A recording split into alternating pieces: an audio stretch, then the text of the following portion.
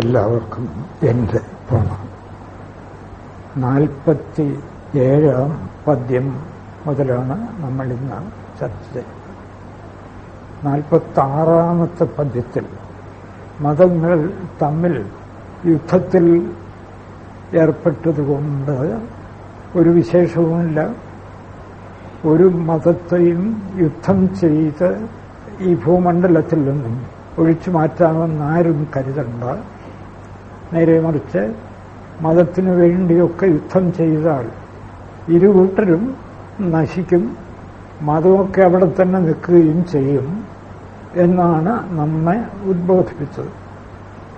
47-ാം പദ്യത്തിൽ വീണ്ടും ഗുരുദേവൻ പറയുന്നു, ഒരു മതം ആകുവതിനുരപ്പതെല്ലാവരും ഇത് വാദികളാരും ഓർക്കുകയില്ല.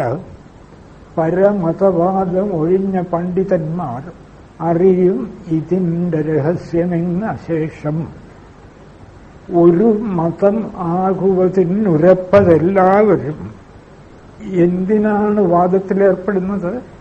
എന്റെ മതം എല്ലാവരും സ്വീകരിക്കണം. അപ്പോൾ എല്ലാ മതക്കാരും വാദത്തിലേർപ്പെടുന്നത് അവരെ മതമായിരിക്കണം ലോകമതം എന്ന് വരുത്താനാണ്. അതായത് ഒരു മതമേ പാടുള്ളൂ, അത് ഞങ്ങളുടെ മതമായിരിക്കണം. ഒരു മതമാകുവതിനുരപ്പതെല്ലാവരും. ഇത് വാദികളാരും ഓർക്കുകയില്ല. പക്ഷെ എന്റെ മതമാണ് കേമം, നിന്റെ മതം മോശം എന്നിങ്ങനെ മതത്തെ ചൊല്ലി അഭിപ്രായ വ്യത്യാസം നിലനിൽക്കുന്നിടത്തോളം ഒരു മതമാകാൻ ഒരിക്കലും സാധ്യമല്ല. ഇത് വാദികളാരും ഓർക്കുകയില്ല. പക്ഷെ പരമതവാദം ഒഴിഞ്ഞ പണ്ഡിതന്മാർ, അറിവുള്ളവർക്ക് പണ്ഡിതൻ എന്ന് വെച്ചാൽ ബ്രഹ്മനിഷ്ഠൻ എന്നാണ് അർത്ഥം. പണ്ഡ എന്ന് പറഞ്ഞാൽ ബ്രഹ്മജ്ഞാനം. ബ്രഹ്മജ്ഞാനം ഉള്ള ആളാണ് പണ്ഡിതൻ. അതുകൊണ്ട് ഗുരുദേവൻ ആ വാക്ക് വളരെ അർത്ഥവത്തായിട്ട് ഉപയോഗിച്ചിരിക്കുകയാണ്. ഗീതയിൽ തന്നെ വിദ്യാവിനയസമ്പന്നെ ബ്രാഹ്മണേ ഗവിഹസ്തിനി ശനിചൈവ ശ്വപാകേച്ച പണ്ഡിതാ സമദർശിനാണ്. പണ്ഡിതന്മാർ സമദർശികളാണ്. അവിടെ വ്യക്തമായും അർത്ഥം ആചാര്യസ്വാമികൾ പറഞ്ഞിട്ടുണ്ട്. പണ്ഡ ബ്രഹ്മജ്ഞാനം, ബ്രഹ്മജ്ഞാനമുള്ളയാൾ പണ്ഡിതൻ. അല്ല ചെറിയ ചെറിയ അറിവുകളൊക്കെ നേടിയവരല്ല പണ്ഡിതന്മാർ. അതുകൊണ്ട് ആ അർത്ഥത്തിൽ തന്നെയാണ് ഗുരുദേവൻ ഇവിടെ പറഞ്ഞിരിക്കുന്നത്. പല പരമതവാദം ഒഴിഞ്ഞ പണ്ഡിതന്മാർ. പണ്ഡിതന്മാരായാലും പിന്നെ പരമതവാദത്തിന്റെ പ്രശ്നമേയില്ല. മറ്റുള്ളവരുടെ മതം തെറ്റാണ് എന്ന് ഒരു പണ്ഡിതൻ ഒരിക്കലും പറയില്ല. എന്തുകൊണ്ട്? അതൊക്കെ ഈ പരമസത്യത്തിലേക്കുള്ള മാർഗങ്ങളാണ്. ഗൗഡപാദാചാര്യൻ പറയും, അദ്വൈതിക്ക് ആരോടും വഴക്കില്ല. നമ്മൾ ഇന്നലെ പറഞ്ഞില്ലേ നാളികേര ദർശനം. നാളികേരം എല്ലാ പുറന്തോടുകളും മാറ്റി പരമാവധി അതിന്റെ പരിപ്പ് കഴിച്ചു, വെള്ളവും കുടിച്ച് ഇനിയിപ്പോ ഒന്നും അറിയാനില്ല എന്ന് ഉറപ്പുവരുത്തിയ ഒരാൾക്ക് മറ്റ് നാളികേരത്തെക്കുറിച്ച് അല്പാൽപമായ അറിവ് നേടിയവരോടൊന്നും എതിർപ്പില്ല. ഇതാരും അവരും മനസ്സിലാക്കിയിരിക്കുന്നു, പക്ഷെ പൂർണ്ണമായി മനസ്സിലാക്കിയില്ല, അത്രയേ ഉള്ളൂ. അതുകൊണ്ട് ഗൗഡപാദാചാര്യൻ പറയും, അദ്വൈതം പരമാർത്ഥോഹി. അദ്വൈതമാണ് പരമസത്യം, ബ്രഹ്മമാണ് പരമസത്യം. ദ്വൈതം തദ്ഭേദ ഇഷ്യത്തെ. ആ അദ്വൈതത്തിന്റെ ചെറിയ ചെറിയ രൂപങ്ങളാണ് ദ്വൈതം എല്ലാം. അതുകൊണ്ട് തേഷാം ഉഭയഥാദ്വൈതം. ദ്വൈതികൾക്ക് ലക്ഷ്യവും മാർഗവും ദ്വൈതമാണ്. അവിടെയുള്ള ബുദ്ധിമുട്ട്. സത്യം അറിയുന്നയാൾക്ക് ലക്ഷ്യം അദ്വൈതം, മറ്റെല്ലാം മാർഗം. മാർഗങ്ങളെന്ന നിലയ്ക്ക് ഒരു മതത്തെയും അദ്വൈത സത്യം അറിയുന്നയാൾ എതിർക്കുന്നില്ല. നിങ്ങൾ പൂർണ്ണസത്യം കണ്ടില്ല, കുറച്ചുകൂടി മുമ്പോട്ട് പോകൂ, പൂർണ്ണസത്യം കണ്ടെത്തൂ. അതുവരെ വഴിയിൽ നിന്ന് രമിച്ചു പോകാതിരിക്കൂ. ഇതേ അദ്വൈതി പറയുന്നുള്ളൂ. ദ്വൈതികൾക്ക് മാർഗവും ലക്ഷ്യവും ദ്വൈതം, തേഷാം ഉഭയഥാദ്വൈതം. നൈരുദ്ധ്യത്തെ ഒരദ്വൈതിക്ക് അവരോടൊരിക്കലും വഴക്കില്ല. നമുക്കതാണ് ആവശ്യം. വഴക്ക് കൊണ്ടൊരു വിശേഷമില്ല. ഓരോ മതത്തെയും അതാതിൻ്റെ സ്ഥാനത്ത് അതാതിൻ്റെ പ്രാധാന്യമനുസരിച്ച് കാണുക. അവരും ഈ മാർഗത്തിലേക്കാണ്. അവരെ നിരുത്സാഹപ്പെടുത്തേണ്ട കാര്യമില്ല. പക്ഷെ അദ്വൈതം ഉറപ്പുവരുന്നതുവരെ ഒരിടത്തും തങ്ങിപ്പോകാതിരിക്കുക. പക്ഷെ പലരും അവർ നിൽക്കുന്നിടത്ത് തങ്ങിപ്പോകുന്നു. ഇതിനപ്പുറമൊന്നുമില്ല. പരമസത്യം കണ്ടെത്താതെ ചില അല്പകാര്യങ്ങളെ മഹത്തായ തത്വമാണെന്ന് പറഞ്ഞ് പ്രചരിപ്പിക്കുന്നു. അതിൽ ഉറച്ചു നിൽക്കാൻ ശ്രമിക്കുന്നു. ഇപ്പോ അഹിംസ, ബുദ്ധമതത്തിന്റെ ഏറ്റവും വലിയ തത്വമാണ് അഹിംസ എന്ന് പറയുന്നത്.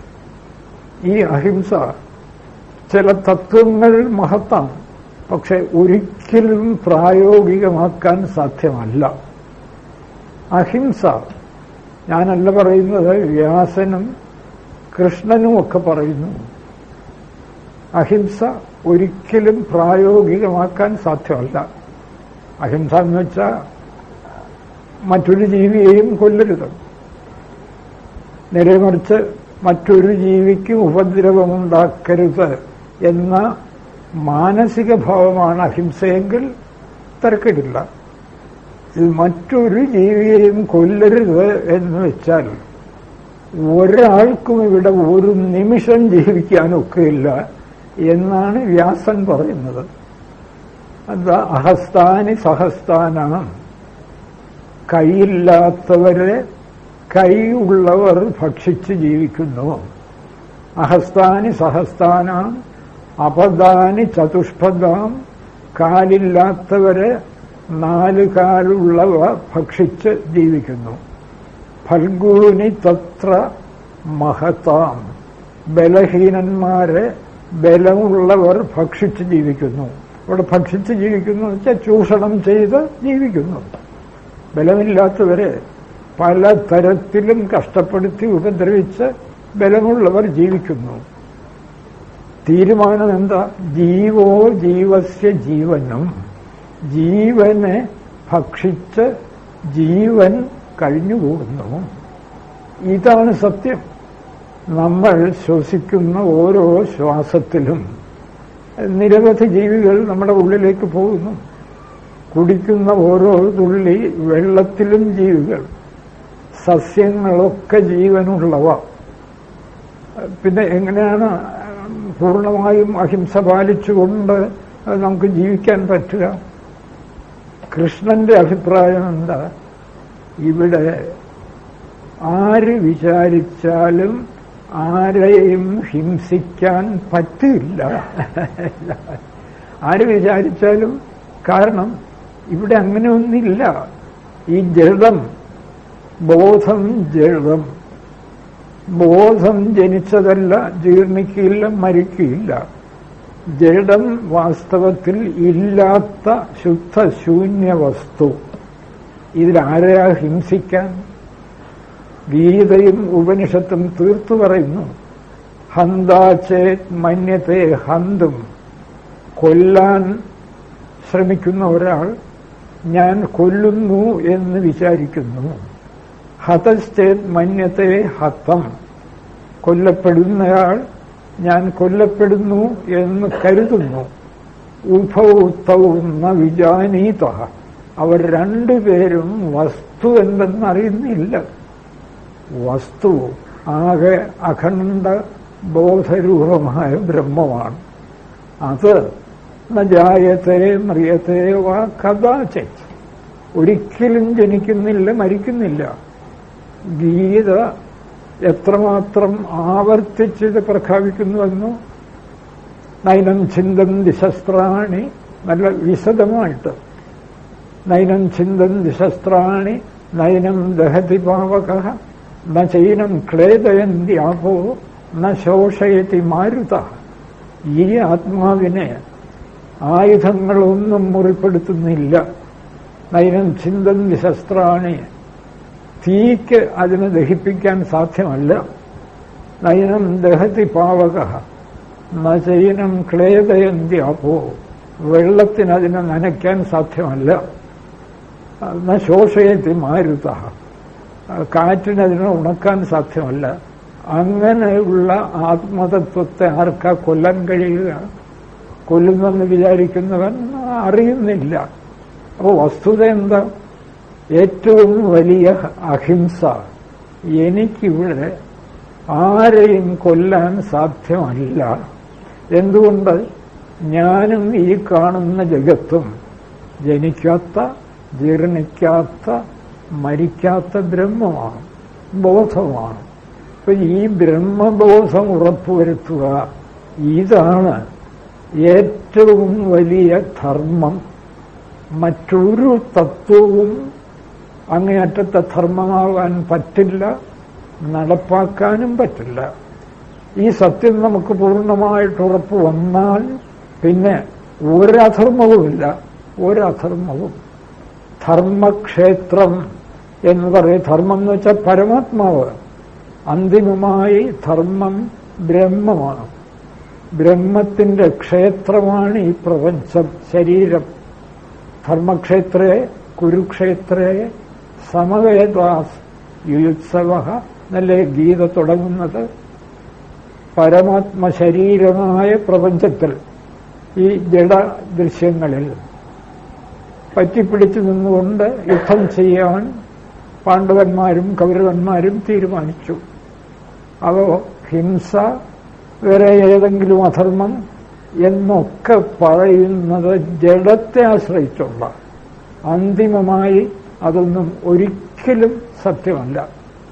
അതുകൊണ്ടാണ് ഗുരുദേവൻ പറയുന്നത്, പരമതവാദം ഒഴിഞ്ഞ പണ്ഡിതന്മാർ, പരമതവാദം മറ്റുള്ളവരുടെ മതം തെറ്റാണ് എന്ന് ഒരിക്കലും അഭിപ്രായം പറയാത്ത ബ്രഹ്മനിഷ്ഠൻ.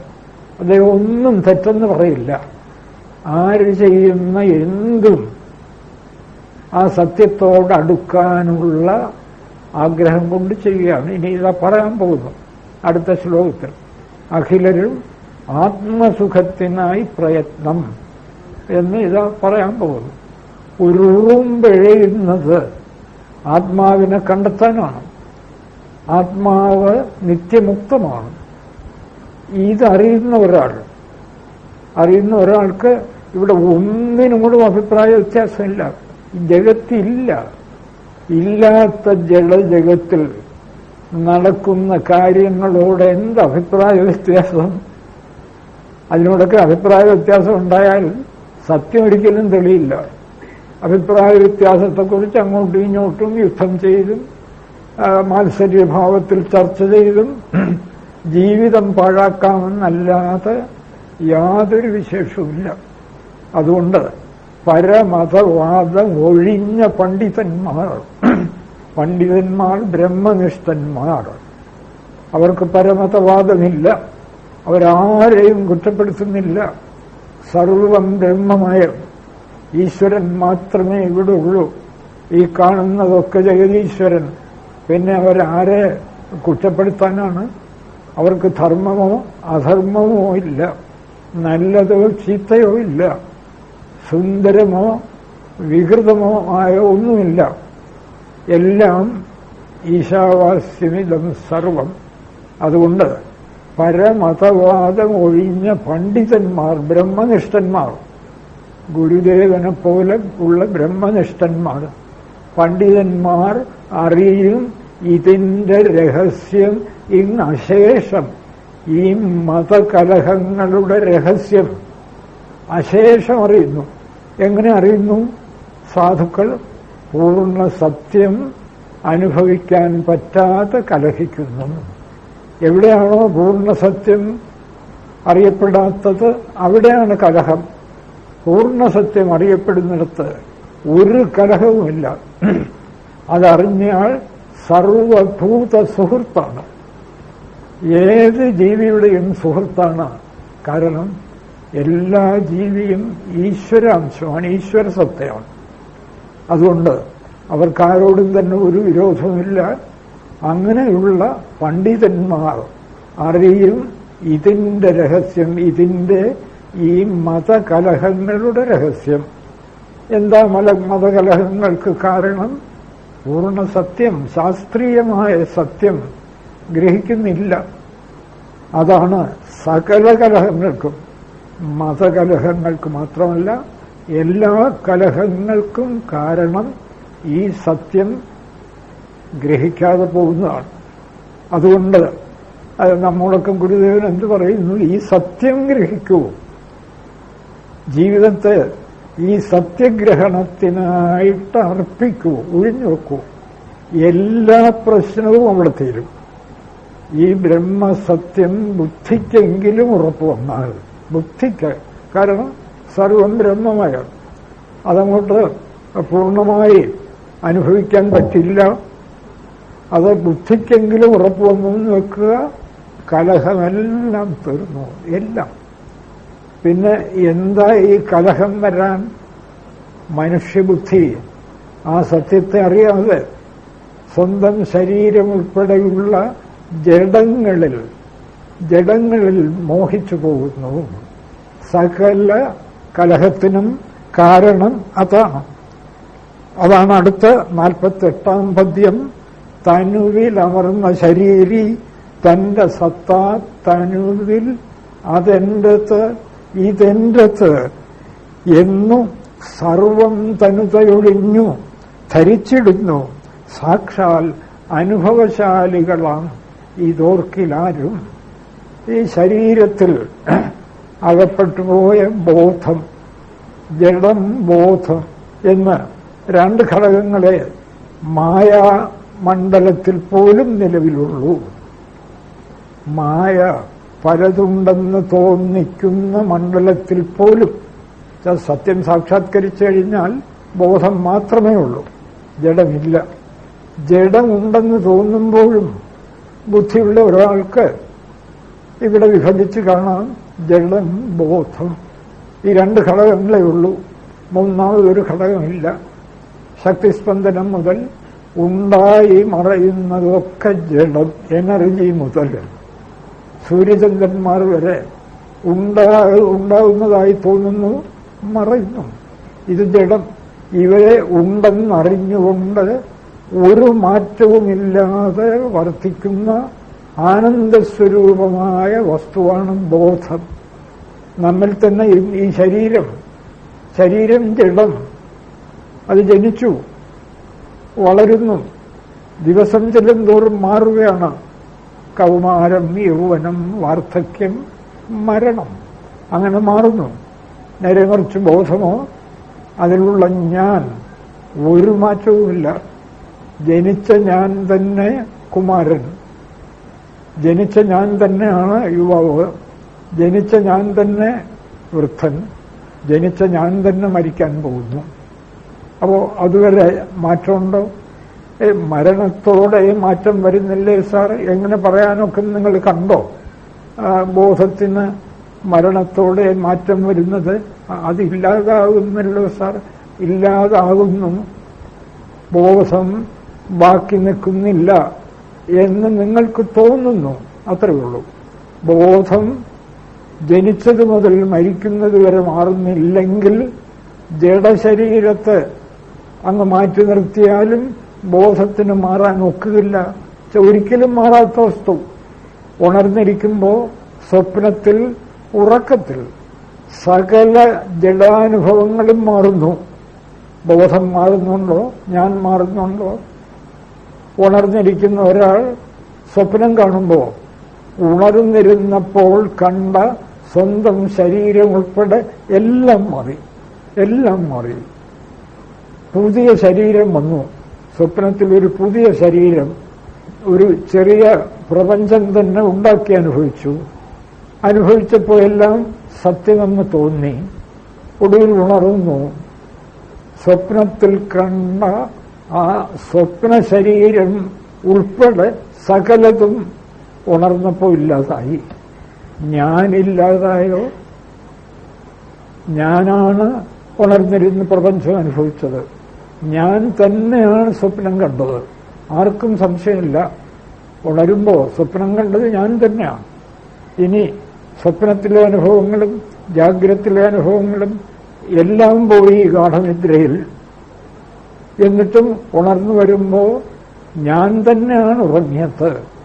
അപ്പോ എത്ര ശരീരം ജനിച്ചു, ഇല്ലാതായി, എന്നിട്ടും ഞാനില്ലാതായിട്ടില്ല. ഇത് ഉറപ്പുവരുത്തുന്ന ഒരാൾക്ക് മരിച്ചാൽ ഞാൻ ഇല്ലാതാകും എന്ന് എന്തിനു തോന്നണം? ഈ ശരീരം പോയെന്ന് വിചാരിച്ചൊരിക്കലും ഞാനില്ലാതാകുന്നില്ല. ഞാൻ ബോധമാണ്, മാറ്റമില്ലാത്ത ബോധം. അതുകൊണ്ട് തന്നെ സത്യം, സത്യത്തിന്റെയും അസത്യത്തിന്റെയും വെറും സാധാരണ നിർവചനം. മാറ്റമില്ലാത്തത് സത്യം, മാറിപ്പോകുന്നത് അസത്യം. നമ്മുടെ തന്നെ നിലനിൽപ്പിൽ മാറ്റമില്ലാത്ത ഒരൊറ്റ വസ്തു ഞാൻ മാത്രം. മറ്റെല്ലാം മാറുന്നു. അങ്ങനെയാണെങ്കിൽ സത്യം ഞാൻ. മറ്റെല്ലാം ജാഗ്രതയിൽ അനുഭവിച്ച സ്വന്തം ശരീരം ഉൾപ്പെടെയുള്ള എല്ലാം, സ്വപ്നത്തിൽ അനുഭവിച്ചതെല്ലാം, ഗാഠനിദ്രയിൽ അനുഭവിച്ചതെല്ലാം എല്ലാം അസത്യം. ഗാഠനിദ്രയിലെ ആ ഇരുണ്ട മറ അതുൾപ്പെടെ എല്ലാം അസത്യം. ഞാൻ മാത്രം സത്യം. അങ്ങനെയാണെങ്കിൽ ആ ഞാനിന്റെ ശുദ്ധരൂപം കണ്ടെത്താൻ ശ്രമിക്കൂ. ഭേദചിന്തകളെല്ലാം ജഡത്തെ ആസ്പദമാക്കിയാണ്. സ്വന്തം ശരീരം, തന്റെ തന്നെ പ്രാണൻ, മനസ്സ്, ബുദ്ധി, അഹങ്കാരം, ഇന്ദ്രിയങ്ങൾ, ജഗത്ത്, ഇവയെല്ലാം ജഡമാണ്. ഈ ജഡങ്ങളെ ആസ്പദമാക്കിയാണ് സകല ഭേദചിന്തകളും. അപ്പോ ആ ജഡങ്ങളെ മാറ്റി നിർത്തിയിട്ട്, അതായത് ഭേദചിന്തകളെ മാറ്റി നിർത്തിയിട്ട്, ജഡങ്ങളെ കുറിച്ച് ചിന്തിച്ചാണല്ലോ ഭേദചിന്ത. എന്റെ ശരീരം, ആ ശരീരം, അപ്പൊ ഞങ്ങൾ രണ്ടുപേരും വേറാണ്. ശരീരങ്ങളെ കണ്ടിട്ടാണ് വേറെ വേറെ നിശ്ചയിക്കുന്നത്. കസേര വേറെ, മേശ വേറെ, എന്താ ജഡരൂപങ്ങൾ വേറെ വേറെ. ഇതങ്ങോട്ട് മാറ്റി, ഈ ഭേദചിന്ത മാറ്റി നിർത്തിയിട്ട് സർവം ബ്രഹ്മമയം എന്നുറപ്പിച്ച് ഞാനിനെ, അതായത് മാറ്റമില്ലാത്ത സത്യമെന്ന് ബോധ്യപ്പെട്ട ഞാനിനെ ഒന്ന് ശുദ്ധീകരിക്കൂ. ശുദ്ധീകരിച്ചാൽ അത് അഖണ്ഡ ബോധ ബ്രഹ്മമായി വികസിക്കുന്നു. നമ്മുടെ ഉള്ളിൽ തന്നെ വികസിക്കുന്നു. ഈ ശരീരത്തിനുള്ളിൽ വികസിക്കുന്നു. പുതുതായിട്ട് ബ്രഹ്മം വരികയല്ല, അത് മറഞ്ഞിരുന്നു. ആ മറ മാറിയപ്പോൾ അത് സ്വയം തെളിയുന്നു. ശരീരത്തെയും കടന്നു തെളിയുന്നു. സർവത്ര അത് തന്നെ എന്ന് തെളിയുന്നു. ഗുരുദേവൻ ആത്മോദയ സമയത്തിലെ ആദ്യത്തെ പദ്യത്തിൽ പറഞ്ഞതാണ്, അറിവിലും ഏറി ഒരു ജീവാത്മാവിന്റെ സങ്കല്പനിഷ്ഠമായ അറിവിനെയും കടന്ന് അറിഞ്ഞിടുന്നവൻ തൻ ഉരുവിലുമൊത്ത് അറിയുന്നവന്റെ ശരീരത്തെയും കടന്ന് അറിഞ്ഞവൻ തൻ ഉരുവിലുമൊത്ത് പുറത്തും ഉജ്ജ്വലിക്കും. പുറത്തും സർവത്ര ഉജ്ജ്വലിച്ച് പ്രകാശിച്ചു നിൽക്കുന്ന കരുവിന്, ആ അഖണ്ഡ ബോധബ്രഹ്മത്തിന് കണ്ണുകൾ അഞ്ചും ഉള്ളടക്കി തെരുതര വീണു വണങ്ങി ഓത്തിടയണം. ഈ സത്യം എന്ത് പ്രയത്നം ചെയ്തും ബുദ്ധിയെ പഠിപ്പിക്കുക. ഇവിടെ ഈ ബ്രഹ്മം മാത്രമേ ഉള്ളൂ. അത് പഠിപ്പിക്കുക, അതിനെ മറക്കാതിരിക്കുക. ജഡത്തെ ആസ്പദമാക്കിയുള്ള ഭേദചിന്തയൊക്കെ ഉപേക്ഷിക്കുക. ഗുരുദേവൻ പറയുന്നു, ബോധസ്വരൂപമായ ജീവൻ ആദ്യം തന്റെ ശരീരത്തെ ആണ് ഞാനെന്ന് പറയുന്നത്. ഈ ശരീരമാണ് എന്റെ നിലനിൽപ്പ് ഈ ശരീരത്തെ ആസ്പദമാക്കിയാണ്. ദിവസേന അനുഭവിക്കുന്നു അല്ല എന്ന് വെച്ചാൽ ഉണർന്നിരിക്കുമ്പോഴുള്ള ശരീരം സ്വപ്നത്തിലില്ല. എന്നിട്ടും ഞാൻ നഷ്ടപ്പെട്ടിട്ടില്ല, ഞാൻ ഈ ശരീരമല്ല എന്ന് ദിവസേന അനുഭവിക്കുന്നു. എന്നിട്ടും ഈ എന്റെ നിലനിൽപ്പ് ഈ ശരീരത്തിലാണ് എന്ന് അങ്ങോട്ട് ദൃഢമായി വിശ്വസിക്കുകയാണ്. തനുവിൽ അമർന്ന ശരീരി, ഈ ശരീരത്തിൽ മായ കൊണ്ട് ഈ ശരീരത്തിൽ അകപ്പെട്ടുപോയ ശരീരി ബോധം, ശരീരത്തെ കൊണ്ടു നടക്കുന്ന ജീവബോധം, തനുവിൽ അമർന്ന ശരീരി, തന്റെ സത്ത, തനുവിൽ അമർന്ന ശരീരി, തന്റെ സത്ത, തന്റെ നിലനിൽപ്പ്, ഈ ശരീരമാണ് ഞാൻ. എന്റെ നിലനിൽപ്പ് ഈ ശരീരമാണ്. ശരീരമില്ലെങ്കിൽ ഞാനില്ല എന്നങ്ങ് തീരുമാനിക്കുകയാണ്. എന്ത് ചെയ്യാനൊക്കും? അല്പം പോലും ബുദ്ധി ഉപയോഗിക്കാൻ കഴിയാതെ ബോധത്തെ ജഡമാണെന്ന് തെറ്റിദ്ധരിക്കുന്ന ആളിന് എന്ത് രക്ഷയാണ് കിട്ടാൻ പോകുന്നത്? ആദ്യം ഇത് വ്യക്തമായി ധരിക്കുക, ഞാൻ ബോധമാണ്, ഉണ്ടെന്ന് അനുഭവമുള്ള ബോധം. ഞാൻ ഒരിക്കലും ഈ മാംസമയമായ ശരീരമാവാൻ പറ്റില്ല. കാരണം അതിനൊരിക്കലും ഉണ്ടെന്ന അനുഭവം ഇല്ല. ആ ശരീരം പോലും ഉള്ളതാകുന്നത് എന്റെ സാന്നിധ്യത്തിലാണ്. അതങ്ങോട്ട് തീരുമാനിക്കുക. ആദ്യം കൃത്രിമമായിട്ടെങ്കിലും തീരുമാനിക്കുക, ഞാൻ ഈ ശരീരമല്ല. അതിപ്പോ അങ്ങോട്ട് അനുഭവിക്കാൻ പറ്റുന്നില്ല, സാരമില്ല. ബോധം എങ്ങനെ ജഡമാവും? ഉണ്ടെന്നനുഭവിക്കുന്ന ബോധം ശുദ്ധശൂന്യമായ ജഡമാകാൻ പറ്റുമോ? അപ്പൊ കൃത്രിമമായിട്ടെങ്കിലും ഞാൻ ശരീരമല്ല, ഞാൻ ബോധമാണ്. അതുകൊണ്ട് എന്റെ അടുത്ത് നിൽക്കുന്ന എന്റെ സുഹൃത്തും ബോധമാണ്, സകല ജീവികളും ബോധമാണ്. ബോധമെന്ന നിലയ്ക്ക് സാക്ഷാത്കാരം എത്തിയിട്ടില്ലെന്നിരിക്കട്ടെ, ബോധമെന്ന നിലയ്ക്ക് എല്ലാവരും ഒന്നാണ്. അതുകൊണ്ട് ഭേദചിന്ത വേണ്ട, രാഗദ്വേഷങ്ങൾ വേണ്ട എന്നൊന്ന് തീരുമാനിക്കൂ. തീരുമാനിച്ചിട്ട് മനസ്സിനെ ശുദ്ധമാക്കുക. പക്ഷെ അതല്ല സംഭവിക്കുന്നത്. തനുവിലമർന്ന ശരീരി, തന്റെ സത്ത, തന്റെ നിലനിൽപ്പ്, സത്ത നിലനിൽപ്പ്, തന്റെ സത്ത തനുവിൽ ഈ ശരീരത്തിലാണ് എന്ന് തീരുമാനിക്കുന്നു. അതിന്റെ ഫലമായിട്ടോ അതെന്റത്, ഈ ശരീരം എന്റത്, ആ മേശ എന്റത്, ഈ കുടുംബം എന്റത് ഒക്കെ ജഡത്തെ ആസ്പദമാക്കിയാണ്. കുടുംബാംഗങ്ങളുടെ ജഡങ്ങളെ ആശ്രയിച്ചാണ്, ശരീരത്തെ ആശ്രയിച്ച്. അതെന്റത്, എന്റെ ഭാര്യ, എന്റെ ഭർത്താവ്. സാറേ, എന്താ ഭാര്യയും ഭർത്താവിനെയും ഒന്നും അങ്ങനെ കരുതണ്ട എന്റെ എന്നൊന്നുമല്ല ഇതിനർത്ഥം. ഒന്നാലോചിച്ച് നോക്കുക, എന്താ ഭാര്യ? ജീവിച്ചിരിക്കുമ്പോൾ തന്നെ ഭാരതീയ സംസ്കാരത്തിന്റെ മഹത്വം, ഈ ജീവിച്ചിരിക്കുമ്പോൾ വയസ്സായി മരിക്കുന്നതിന് മുൻപ് ഭാര്യയും ഭർത്താവും ഒരേ ആത്മതത്വമാണെന്ന് രണ്ടു കൂട്ടരും അനുഭവിച്ചറിഞ്ഞ് ആ ബ്രഹ്മാനുഭവം നേടി പറ്റുമെങ്കിൽ ശരീരം ഉപേക്ഷിക്കുക.